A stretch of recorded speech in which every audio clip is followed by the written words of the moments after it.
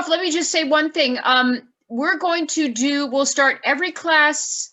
Actually, let me introduce myself. My name is Ms. Pont, and we're going to start every class with a little grammar exercise.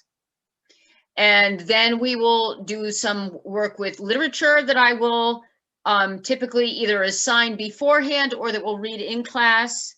And then we'll practice our writing skills. Okay, so that will be the structure of class. I will ask you periodically, I will call on people to answer. So I would be very appreciative if people would wait their turn and know that I will call on you at some juncture, and I will go around the room. And there's Sophie. Yay. All right. And everyone will have their opportunities.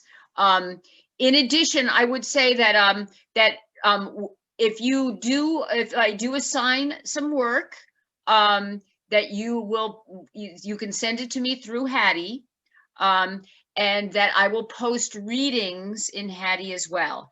Now, I did post a reading for this first class because some students were eager to get started. But if you weren't able to, that's a-okay. We'll read it in class, and some people will just be able to be extra helpful for me in guiding the discussion. Okay. All right. Now we're in Zoom, so we do have the chat feature, but it would be best if you had questions to either raise your hand or just and just wait to say something out loud, because any question that you might have, everyone needs to hear, okay? We're gonna do a little exercise, a grammar exercise that's gonna entail sentence structure. Okay, but before we do that, I'm going to give everyone the opportunity to say a little something about themselves. So we're going to talk about complex sentences today, and complex sentences are main clauses that go with adverbial clauses. And one of the words that starts adverbial clauses is the word because. It's one of the greatest, most useful words in writing because it sets up logic in sentences. So I'm going to go around the classroom, and I want to hear everyone's voice. I want to see you up on the screen, and I also want to get to know a little something about you. So I'm just going to go around, and I want everyone to share their favorite extracurricular activity and why they enjoy doing it. And I want you to use the word because. Simple as that. And then we're going to practice in a moment using because in other sentences.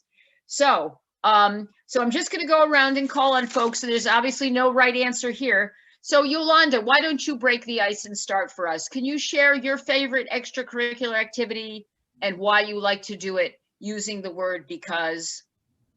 No problem. Hi, so I'm Yolanda. Because it is fun, I like to read. Oh, Yolanda, I really liked the fact that you used the because clause at the beginning of the sentence. Thank you. Excellent. That was a wonderful beginning, Yolanda. And Yolanda, thank you for saying your name so nice and clearly. All right. Vincent, would you like to share? My name is Vincent. And because you can play with friends, I like table tennis because you can play with friends. Yeah, Vincent, it really does work at the end of the sentence, doesn't it? Yeah, good. Are you good at table tennis? I'm okay. You're okay? Do you like to play singles or doubles? Singles. Okay, all right, very good. Okay, Evan, can you share with us? My name is Evan, and I like to play basketball because it's fun playing with my brother. Aha. Evan, do you beat your brother? Most of the time he beats me. Aha, is he older? Yep. Okay, well, there will come a time when you will beat him, Evan. Don't you worry. So you keep working at it, okay? All right. Okay. Ethan, your turn. I like playing with my dog because it's fun. Yay. What kind of a dog do you have, Ethan? Havanese. Ooh. And what's his name? Benji. Benji, that's wonderful. All right, excellent. Okay, Vito, your turn. I like fencing because I just like playing with my friends. What kind of fencing do you do? Saber. I'm sorry? I fence saber. Saber, wow. Are you good? Yeah, I guess. That is very interesting, Vito. Thank you for sharing. Excellent. Okay, Ryan? I'm Ryan, and I like playing the cello because it's relaxing. Yes, it is. That's one of the most beautiful instruments. Yeah. Thank you for sharing that. I'm tempted to ask you to play with us for some class, but I won't do that to you. Okay. Okay. Did I miss anyone? Oh, did I not get? My apologies, Emma. Emma, tell us about yourself. Hi, my name is Emma, and I like to play tennis because I like competing. Oh, so you must be good. Sure. You're pretty good? Do you play singles or doubles? Singles. Good girl. All right, fantastic. All right. We'll talk about the reading in a moment, and I suspect some of you have done it. But first, let's talk about sentences. Okay, just asked you to use the word because. Because, as I mentioned, starts adverbial clauses. So just bear with me, and I'm going to call on some folks. So be ready. All right, so let's just talk about sentences in general. First, let's talk about the idea of a compound sentence. Two independent sentences joined together by coordinating conjunctions. All right. Can someone give me, let's see. Actually, Yolanda, I'm going to call on you first. I'm going to put you on the spot a little bit here because you're our senior member. Yolanda, can you give me a simple sentence? He ran. He ran. Works for me. Okay. Now, let's see. Ryan, can you give me a simple sentence that is related in meaning? I can't think of any right now. Just that's related to he ran. To the park? Okay. Can we put that, Ryan, can we put that in a whole sentence? Or he ran to the park? Perfect. Okay. Now, what conjunction, Emma, do you think we should put there? He ran to the park. It needs a conjunction, I think. So Emma, what should we put right here? Maybe and. Let's go with and. Sounds like a plan. Okay, great. He ran to the park. All right. That's a compound sentence. Perfectly grammatical. Now, Sophie, does it strike you that that's a good sentence?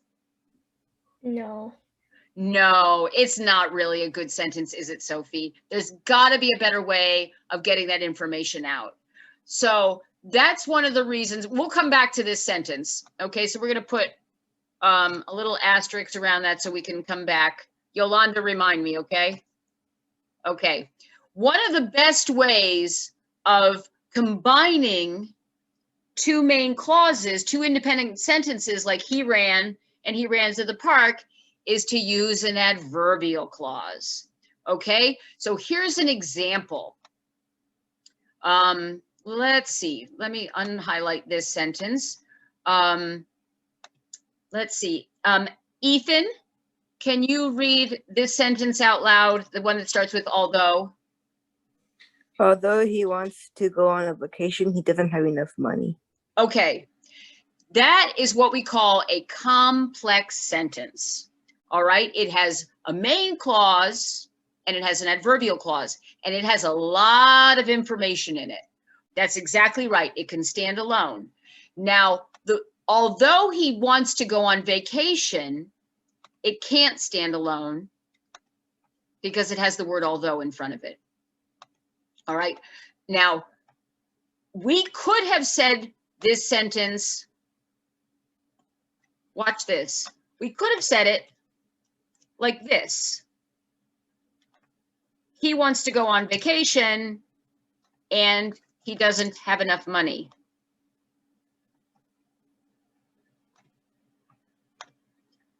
What do you think about that sentence, Evan? Is that the best way of communicating that information? I don't think so. It sounds a bit funny. Yeah, it does, doesn't it? You know, does the word and help us? Does it create any logic? Not really. Not really. Does the word although in the previous sentence help us though? Yes, a little. It really does. Okay, so we've got two versions of the same sentence. Although he wants to go on a vacation, he doesn't have enough money, versus he wants to go on a vacation, comma, and he doesn't have enough money. And Evan, you're saying that the one with although is superior. Yeah. I agree. I agree. So let's learn how to construct those kinds of complex sentences. This is what we call a complex sentence, and we're going to get used to that right now. Now, complex sentences always start with the following words. They start with what we call subordinating conjunctions. You don't need to memorize that, but boy, these are useful words. Okay, they start with words like, and my favorite word, because, although, before, after, since, while, when, whenever, where, wherever, if, as if, so that. Okay, super useful list of words. Okay, so give it a gander because we're going to practice a little bit. Okay, so right now, just beneath that list, I have two main clauses, just two independent sentences just sitting there. Now, these aren't joined by a conjunction right now, but you can probably see it. I know where you are. I can always locate you.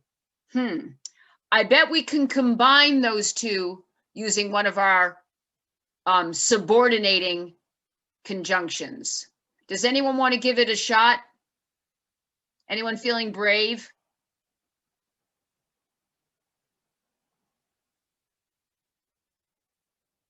Because I know where you are, I can always locate you.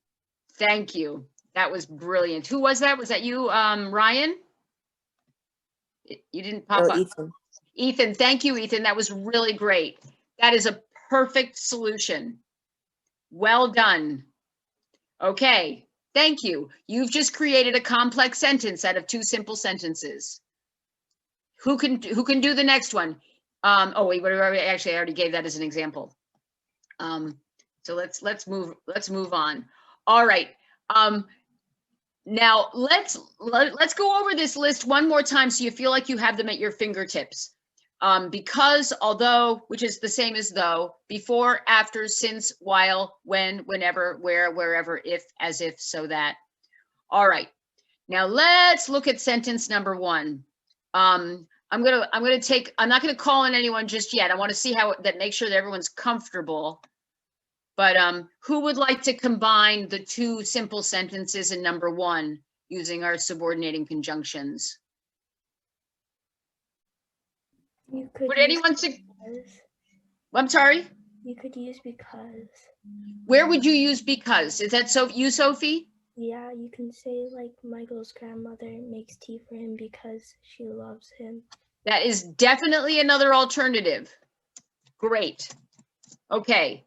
So we could use a coordinating conjunction or we could use a subordinating conjunction. Does anyone have another alternative for number one?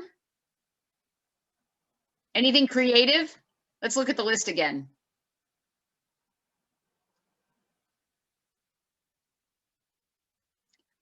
May I make a suggestion so that you all will think outside the box a little bit? What happens if I make it as if? Michael's grandmother makes tea for him as if she loves him. What is that? How does that change the meaning of the sentence all of a sudden? What do you think? What do you think about that, Vito? I think it's kind of weird. Because what does it imply? That she doesn't love him. Right, right. These are very strong words. So much, much nicer if we say this, right? Changing that as if to because changes the meaning of the whole sentence. All right, now I'm going to go ahead and I am going to give the remote control to Vincent. And Vincent, you have the mouse, Vincent. So can you combine sentence number 2 in any way you see fit? The cat stretched, it curled up again.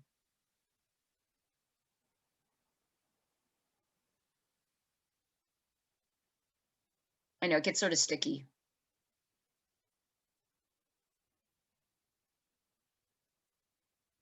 You can scroll up and look at the words, or I can do it for you if you want. Go ahead, good.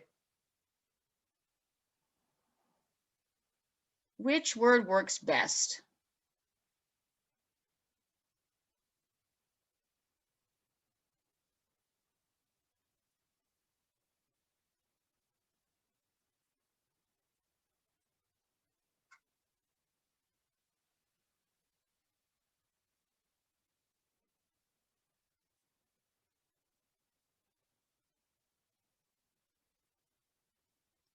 Nice choice. That's exactly what I would choose. Now, Vincent, let me ask you a question. Could you also put the word after at the beginning of the sentence? I don't think there's a right or a wrong. What do you think, Vincent? I think you're on mute, Vincent.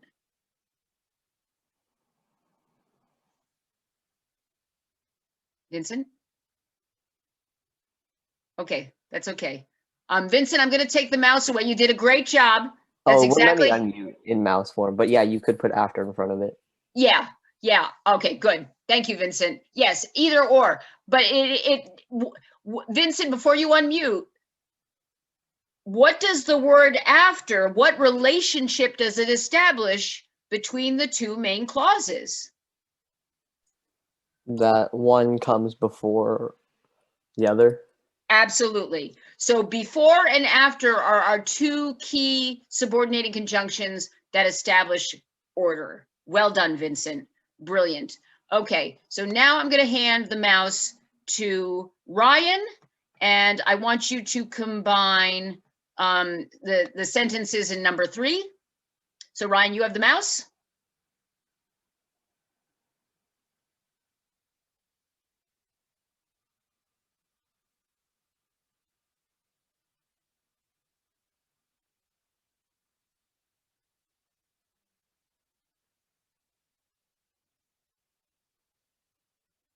Okay. I think that's the most logical choice. You would uncapitalize he, but that's okay. Yep, perfect. Nicely done. Okay, so I'm going to just scroll down a little bit and show you how long this story is. Okay, so it's basically one long paragraph and one shorter paragraph. What I want you to pay attention to as we're reading this first time through is there's a man who's the main character. He's reading a book. What is the book about? Okay, we're going to take turns reading. So Emma, would you like to start? And I'll just stop you about a third of the way through this paragraph, okay? Sure. He had begun to read the novel a few days before.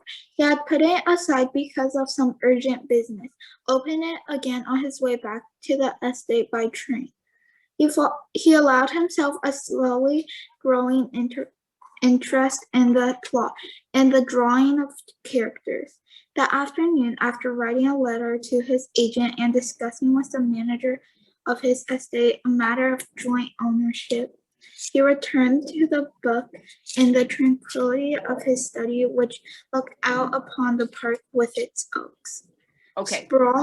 You did a wonderful job, Emma. Thank you. We're going to share the responsibility. So just a quick summary Emma, just tell us what is the main character doing? He is reading a book.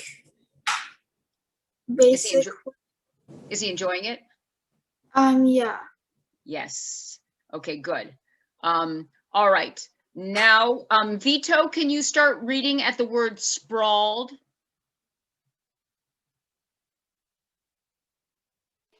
Sprawled in his favorite armchair with his back to the door, which would otherwise have bothered him as an irritating possibility for intrusions. He let his left hand caress once and again the green velvet upholstery and set to reading the final chapters. Without effort, his memory retained the names and images of protagonists. The illusion took hold of him almost at once. He tasted the almost preserved pleasure of disengaging himself line by line from all that surrounded him, and feeling at the same time that his head was relaxing comfortably against the green velvet of the armchair with its high back, and the cigarettes were still within reach of his hand, that beyond the great windows of the afternoon air danced underneath the oak trees in the park, word by word, immersed in the sordid dilemma of the hero and heroine, letting himself go towards where images came together and took on the color and movement. He was witness to the final encounter in the mountain valley. Okay, let's pause right there. So Vito, he's reading the book. What have we learned? We, the readers of the story, learned about the book that he's reading. What elements does it contain?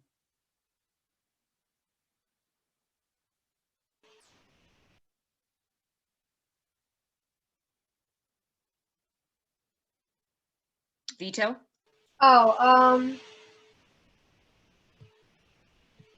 That it seems like, what details have we learned in the book? that How many characters does it have? there's at least 2, I think. At least 2. Okay. And what do we know about them?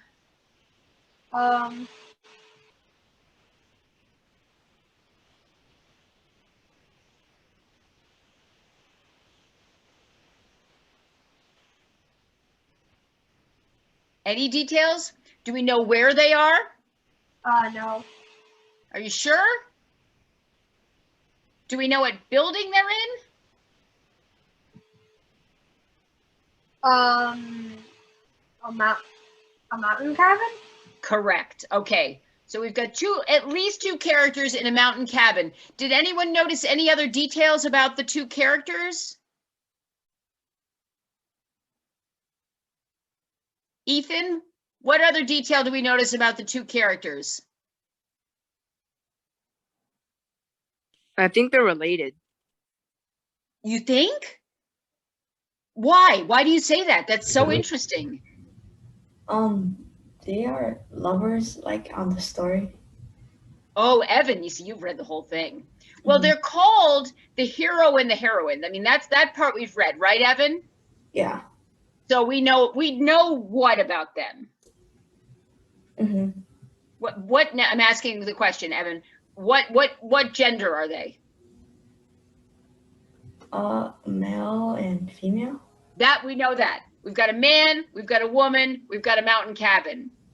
Okay, Evan, you've read the story. I'm impressed.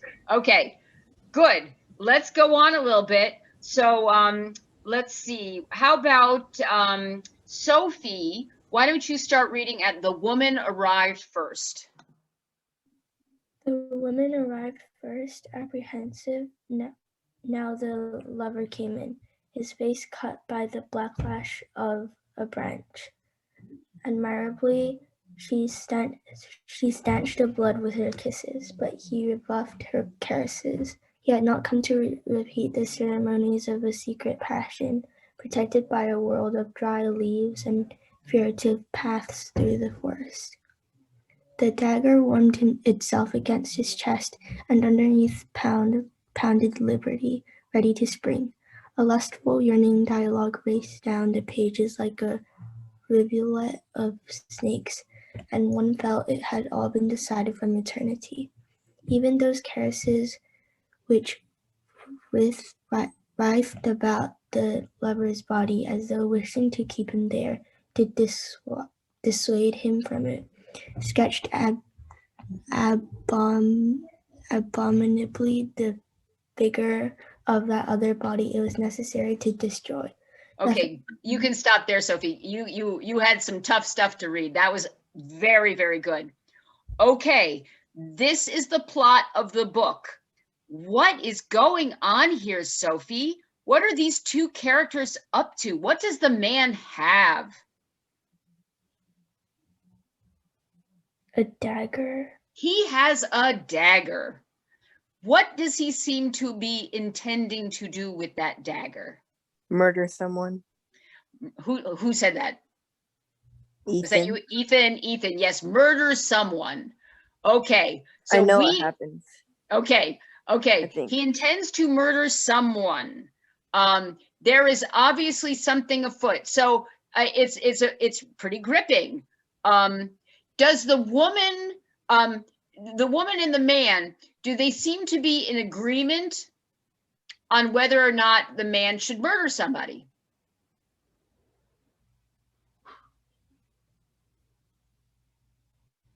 Yeah. Yeah. I think so. I think so too. Go ahead, Sophie. They said at the end that it was necessary to destroy, so. Yes, very good reading, Sophie. It was necessary to destroy. Well done. The big question that I want to ask you, and this is the question that we're going to write about, is what is the shape? What is the shape of this story? And when I say shape, I mean literal. I mean geometric shape. Is this story a circle? Is this story a triangle? Is this story a dodecahedron? Is this story something altogether I haven't thought of yet? What is the physical shape of this story? Because it obviously does some very unusual things. Triangle. So what I want everyone to do for just a moment is take a second to think about that and write a sentence. And after you write it, and you feel reasonably confident, share it with me in the chat, and I'm going to post it up for us all to look at. So have an idea. Wait, what are we supposed to write about again? I want you to write what you think the shape of the story is. Is it a circle? Is it a triangle? Is it a square? Is it an infinity symbol?